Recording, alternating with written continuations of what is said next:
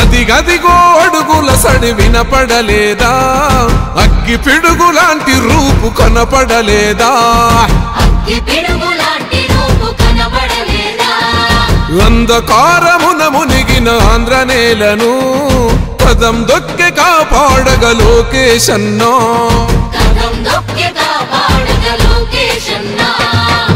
పేరుకు సర్కారు సంక్షేమాలు పేరుకు పోతున్నాయి పేదరికాలు ఉపాధి లేక యువత వీధుల పాలు రైతులు మహిళలు మన విద్యార్థులు అగమ్య గోచరమే అందరి కథలు